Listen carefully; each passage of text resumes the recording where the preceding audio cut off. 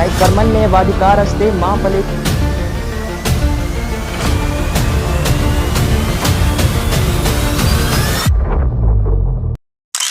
So hello viewers, today with us Miss Natalie ma'am.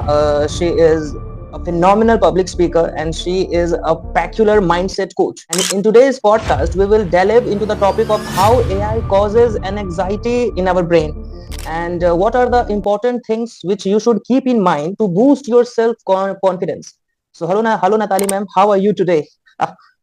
I'm really happy today from beautiful Vancouver, British Columbia. It's a sunny day and excited to chat with you, Ronak.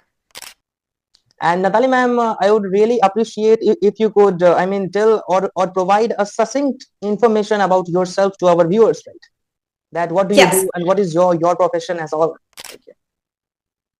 So I am an image and mindset consultant. And what I do is kind of unique because I work on improving a person's outer appearance, making them look really the best they can, but also changing the way they see themselves inside. So I use hypnotherapy to do that. So I combine looking good on the outside with feeling good on the inside to really provide a person the best tool to go out in the world and do what they want to do, achieve their goals, and be happy.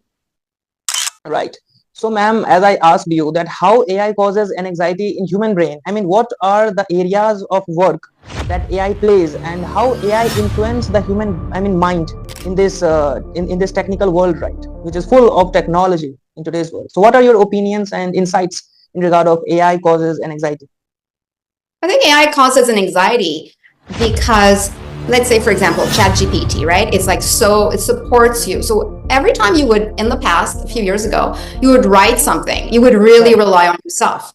But now, as every time you do so, you're always wondering, oh, is it good enough? Is it strong enough? Should I check? You always want to check if AI thinks better than you do. So you always second doubt yourself, thinking, oh, it's not good enough. So that is one thing I would see as a primary impact of AI. And what do you think about an anxiety, like how to deal with this this specific thing which human faces every day, and a particular human like me, you, and a lot of individuals are going through this anxiety, like how to encounter and how to confront these thoughts? Well, that is a big question. I think because we are starting with AI has taken over probably in the last year or two.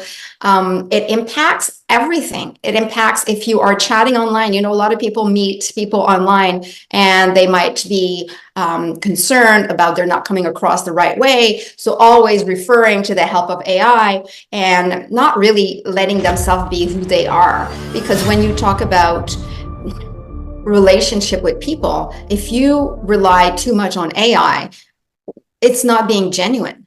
It's not being who you are. So people actually will meet online. There will be a lot of AI used. And then when they actually see themselves in person, there's a disconnect. It's not working. So I think that you have to really believe in yourself. And that's where the mindset coaching helps you, that you are good enough. And AI is basically just an algorithm, a machine, a tool to use, but it never replaces who you are. So actually, Natalie ma'am, like as you have previously mentioned that AI is something which helps us to increase our efficiency. AI can cause an anxiety to some extent, but majority and majorly it will enhance our work and it will reduce our strain and the problematic things that people generally faces. So what do you think about, can AI influence us in negative way or not in future? I think so. Like the example that I gave, it's a tool that you can use to help you or to cause some anxiety issues in your life. Just like a pair of scissors can be very useful if you need to cut paper, but you can also use it to kill a person. So AI is just the same. It is a tool. It can be very helpful in all the ways that people are using it right now. What is in the future? I don't know. I cannot predict, but I think that people will become more doubtful of their abilities because they will rely too much on it. Right. That's my answer. So you think people's trust is going to be the weapon of AI in the future? that people will start relying too much on AI. They will start, depending on AI too much as comparison to themselves.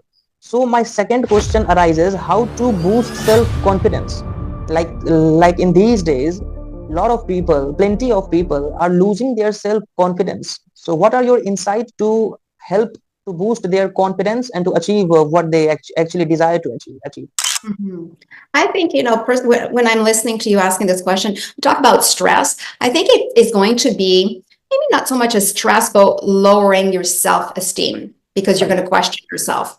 I think that will be the biggest impact of AI. Now, how can you boost self-confidence?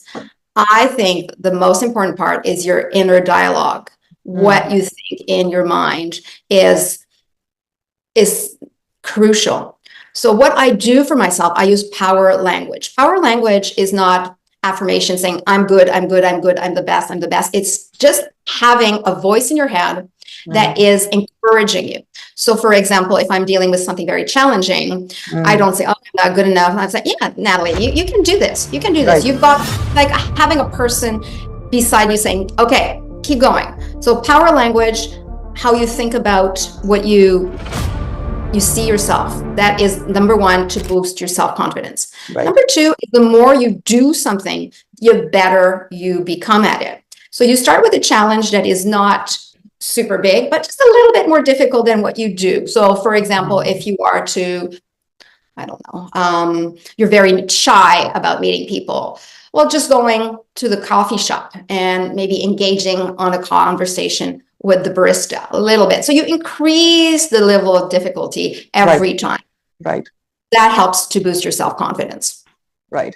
Actually, I was reading a book which was of, you might have heard of Mr. Robin Sharma, right? Yes, I read a few of He's a his books. phenomenal, a phenomenal author. He wrote a book called 5 a.m. Club, and one thing he mentioned was there are two types of confidence.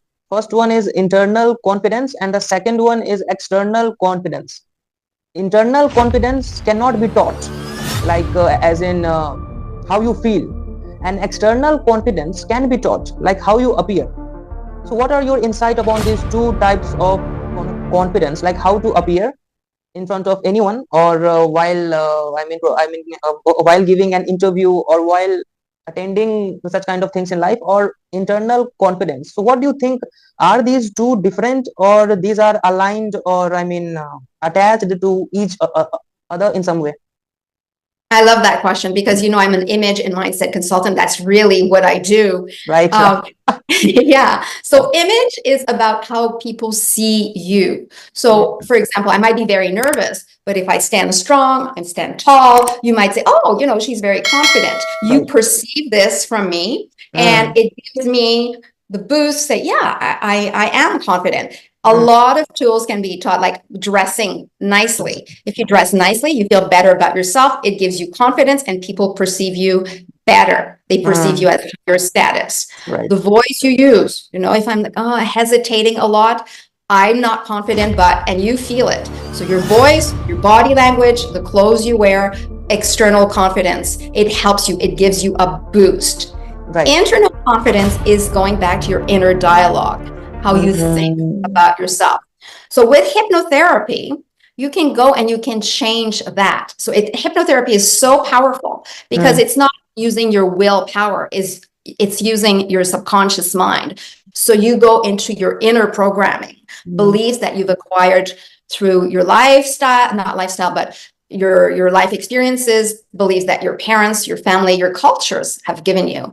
right. And you can change it. So that will be the inner confidence. You can change it with work and with tools such as hypnotherapy. I guess affirmation plays a massive role, like self-talk. If we do self-talk, and the self-talk should be in accordance with our, what exactly we do in our life. So I guess affirmation plays a huge role. So what are your insight upon affirmation? Does it play in a positive role, or does it, miss everything? What do you think? Did you ask me about affirmations? Is that what you asked me? Affirmation, like suppose affirmation and positive thinking. So is there any link between affirmation and positive thinking, or these both are distinct with each other? I see them as distinct. Affirmations is more like something you repeat to yourself. And for them to work, some people say it works, it doesn't work. I think the way you have to phrase it, it has to be in a way that is possible. So if I say I am richer every day, that is possible, right? But if I say, oh, I make $20 million a year, well, that is a disconnect because I'm not making 10 million a year yet. So picking affirmations that will be truthful. I'm richer every day. I make more money every day. I make more money than I can, imagine I'm making. Those can work because they have some truth in them. Right. For you, your mind accepts them. So that is the affirmation. Now, you asked, what was the second part of your question? You asked affirmation and positive thinking? Right. Well, what you believe not normally, but what you believe has a greater chance to happen that if what you don't believe. So you act in accordance to what you believe. Right. Yes. So Natalie ma'am, you have expressed in very simple way what are the key differences between positive thinking and affirmation and how AI causes an anxiety. Actually, there is are you familiar with a book called Bhagavad Gita? Say that again. What? Bhagavad Gita. It is an Indian. No, you have not heard of this book, right? I don't think so. No. Actually, there is a slok written in Sanskrit. So have you heard of Sanskrit language? Yes. So do you have any idea about the origin of Sanskrit language or anything in regard of Sanskrit language? Do you have something in mind? Well, a lot of wisdom. Right. When people refer to old wisdom, they always, not always, but they refer to it was in Sanskrit. So I think I don't know about the language itself, but I know it's very ancient and a lot of wisdom was written in that language. And it is a very scientific book and spiritual at the same time, right? So yes. Natalia ma'am, there is a verse written in that specific, very practical book it is. Like कर्मण्य वाधिकारस्ते मा फलेषु कदाचन मात्र कर्म फल हेतुर्भ माते संगोस्तो कर्मणि. That verse means the moment we start focusing on the present, or regardless of the future or irrespective of the past, the moment we start being on present, it is the moment we start living the life. And there is an end of all anxiety, overthinking, and all the preconceived notion of whatever a specific individual form in his mind since many years or days. So what do you think about being in present? So if an individual start living his life keeping in mind that being present, be in present, start living in present, so will he be able to encounter an anxiety or will he be able to face overthinking or not? So what are your insight on being present is good or not? That's a big question. I think that being present is very important. Being in the present is right. is key to happiness because you accept whatever is in front of you. A lot of time when you think about the future, you have the anxiety, what will happen, what will happen. So if right. you really are in the moment, that is good. It doesn't mean that you don't plan for the future because thinking about the future can be very exciting. A trip or something like that. It brings us joy to think about those things. But if you accept what is in front of you and you accept that the good moments are there and they will pass, you'll be sad, you'll be angry, you'll be upset at some point. But I believe that everything happens for a reason and everything always turns out for the best, even though it's a challenging time. No, the reason I mentioned it because, as a human being, we bring a lot of past stuff in our mind and that actually causes an anxiety and that actually forms an anxious mind. So what is anxious mind? Anxious mind is reacting to anxious thought, right? So if there is no anxious thought in our mind, then how come we can be, how come we will respond to anxious thought or any anxiety, kind of stuff, right? So past, suppose if I have done a mistake 2 years back and that mistake is in my mind squirreling for a long time, and that causes an anxiety. So what are your opinions on that? I mean, should we live with past event or should we be on present? Of course, we have to be in present, but sometimes we are controlled by the past. And Right. that means making a conscious decision to let it go and to learn from your mistakes, because what you have not dealt with will continue to manifest over and over. So yeah, I think we should be in the present, but sometimes you need therapy to just like really let it go, to forgive yourself or forgive people who have wronged you, because it's almost like a little voice that's always there saying, and then you say, I'm in the present. But if you don't deal with it, if you don't make the conscious decision to let it go or get help, it's very hard to do so. Mm. And the last question is, Natalia, ma'am, what is success in your perspective? I mean, how do you define success? Success is being happy with what you have and giving 100% of what you do, and being happy with the effort you put in. That is success. Right. So you mean we should not focus on the output or the ROI. All we have to do is paying attention to the, efforts that we put towards our goal, or we have to be Yes. dedicated at the same time, right? Yes. So if we have a goal and we put Yeah. in 100%, I think that that is success. Right. The outcome is just a stepping stone to the next thing. Right, said. Actually, I have just finished my ebook called Mind Shift, and I mentioned a quotation and actually I heard this quotation from a Google. I was watching a reel, and then that quotation, suddenly popped up, and I was astonished. And the quotation was, "Success is a delicious dish, right?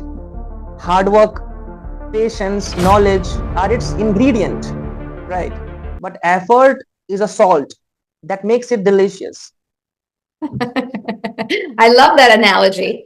I was And like, I love yeah, deliciousness. But sometimes we taste success, but we don't know we are yeah. there. We just think it's too much. So the appreciating it, Mm, that is key. right.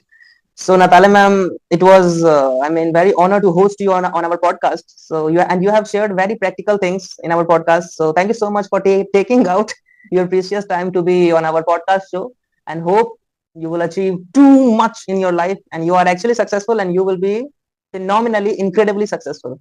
So thank you so much for your time and efforts and your good looking figure and all. You have prepared yourself to be on time to the podcast. So very grateful to all of these. Well, I am honored to be on your podcast, and I've enjoyed our conversation and meeting you halfway across the world. So thank you for having me. Thank you, Natalia ma'am, and I will pray that we will connect soon and we will start series with each other in regard of AI and how AI causes an anxiety and all. Right, a full series like 4 to 5 videos. Thank you for being with us. Thank you. Have a great day. Bye bye. Bye bye.